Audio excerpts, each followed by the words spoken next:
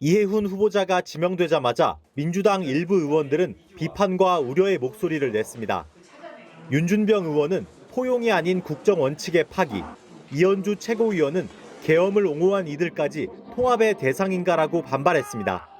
여기에 김영배 의원은 윤석열 석방을 요구한 건 기본적으로 판단력에 큰 문제가 있다. 곽상원 의원도 국민들이 어떤 의미로 받아들일지 모르겠다고 비판에 가세했습니다. 범여권인 조국혁신당에서도 이 후보자가 탄핵과 확대 재정 정책을 반대한 점에 대한 해명이 필요하다고 지적했고, 진보당과 기본소득당은 아예 지명 철회를 요구했습니다. 민주당 지도부는 당내 반발을 이해한다면서도 통합을 위한 국정 운영의 일환이라고 평가하며 인사청문회를 지켜보겠다는 입장입니다. 현재 그 후보자의 그 태도가 중요한 것이라고 보여지고 그런 것들을 검증 과정에서 검증했기 때문에 후보자로 지명했을 것이라고 생각합니다. 즉각적인 판단을 유보하되 검증 필요성을 언급해 이 후보자 지명에 반발하는 강성 지지층을 달래려는 의도로 풀이됩니다. 당 내부에서도 입장이 첨예하게 갈리는 만큼 청문회에서 이 후보자에 대한 검증 수위를 어느 정도로 조절할지 고심이 깊은 것으로 전해졌습니다. 내란은 헌정사에 있어서는 안 될 분명히 잘못된 일입니다. 정당에 속해 정치를 하면서 당파성에 매몰되어 사안의 본질과 국가 공동체가 처한 위기의 실체를 놓쳤음을 오늘 솔직하게 고백합니다. 모든 민주수빈 여러분께 머리 숙여 사과드립니다. 감사합니다.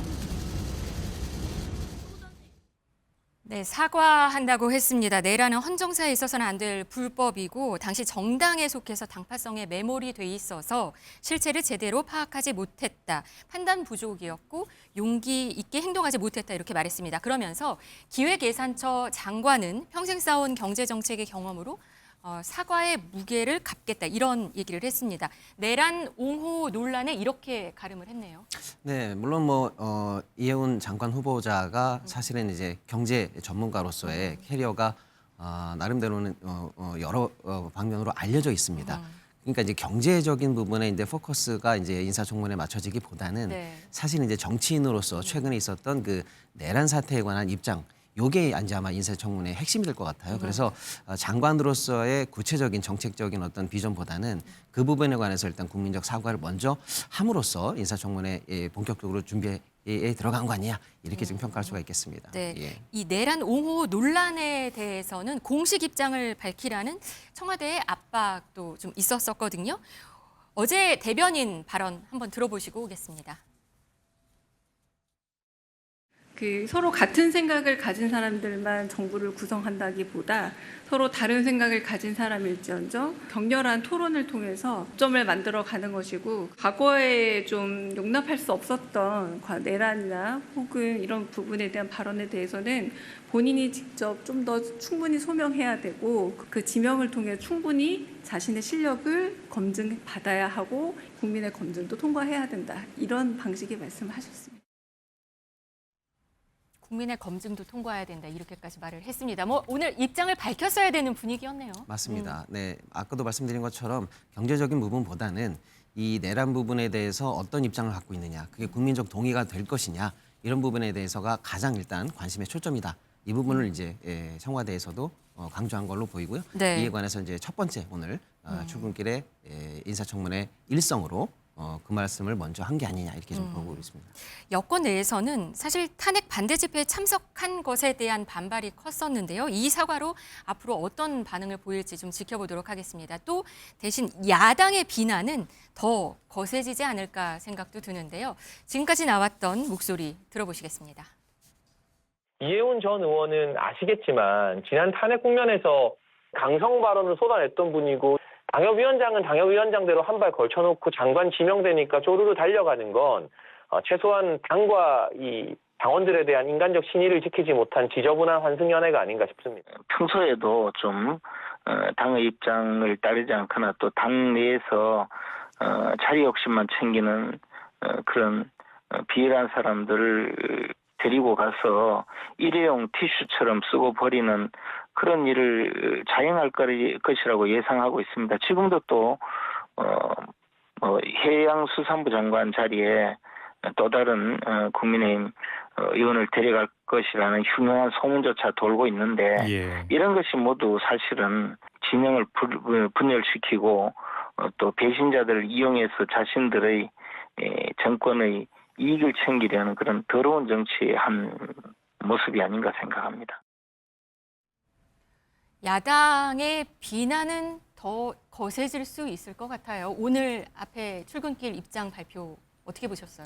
맞습니다. 어떻게 될까요? 아마도 이제 야당 입장에서는 그 야당에 대한 뭐 파괴적인 어떤 정치 공작 아니냐 이런 식의 반응까지도 지금 나올 예정인 것 같아요.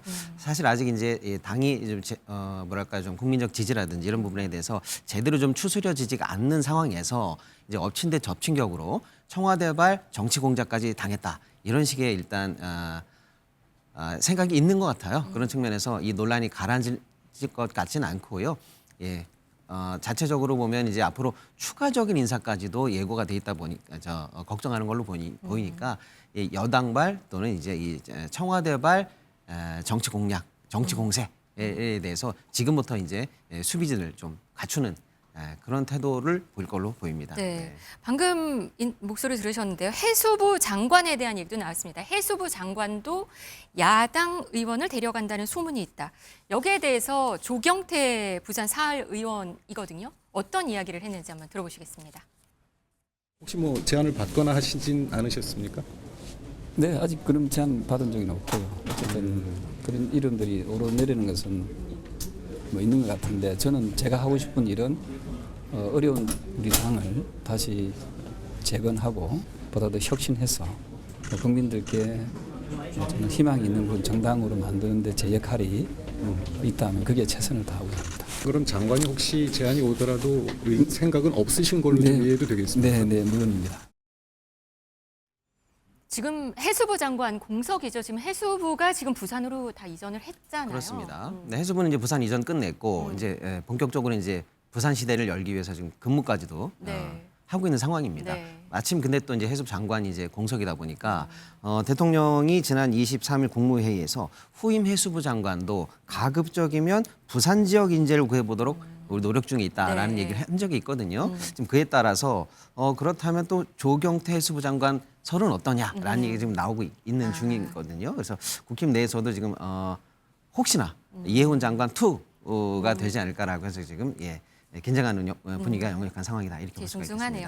이 기획 예산처 장관 얘기해 볼게요. 이 기획 예산처 장관은 사실 이재명 대통령의 정책 드라이브를 뒷받침해야 하는 자리일 걸로 보입니다. 손발이 사실 맞아야 되는 거잖아요. 근데 이 후보자는 확장 재정을 얘기하지 않았고 지금까지는 재정 건전성을 중요하게 생각해온 그런 인물로 그런 대표적인 인사로 알려져 있는데 그렇다면 향후 정책 방향이 어떻게 흘러갈 것인가 여기에 대해서도 궁금하거든요. 어떻게 보세요?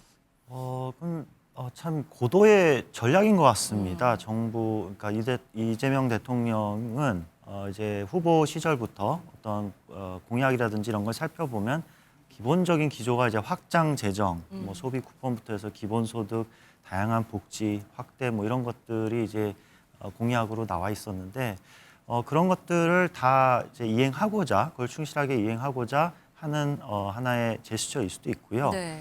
꼭 그렇지 않을 수도 있을 것 같습니다. 왜냐하면 이런 이제 보수적인 전통적인 이제 경제학자 분이시고 말씀하신 것처럼 뭐 예전에 호텔 경제학도 비판했던 뭐 이재명 그때 당시 후보는 승수 효과만 알지 구축 효과를 모른다 뭐 이러면서 이제 비판을 한 적도 있었거든요. 그런 이제 재정 건전론자를 이렇게 데리고 옴으로써 일종의 뭐 리스크 해치라고 할 수 있겠죠. 이재명 대통령이 약속했던 이 공약들을 다 이행하면 거봐라 이런 보수 경제학자도 나랑 같이 얘기를 하니까 이렇게 승인을 해주더라라는 게 될 수도 있고요.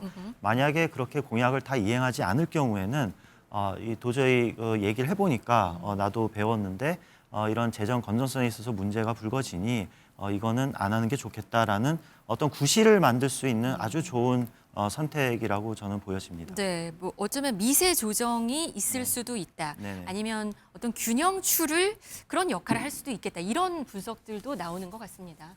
네, 내년도 예산이 지금 728조 역대 최대치로 지금 편성이 되어 있습니다. 네. 이재명 표 확장 재정의 상징처럼 지금 예산이 되어 있거든요. 근데 이 부분을 이제 미세적으로 조정해야 되고 불필요한 부분을 또 찾아내야 되고 또 이제 부서 간에 사실은 이제 예산 관련한 배분 이런 역할을 담당하기 위해서 이제 기획예산처가 20년 만에 새롭게 출발하는 네. 거거든요.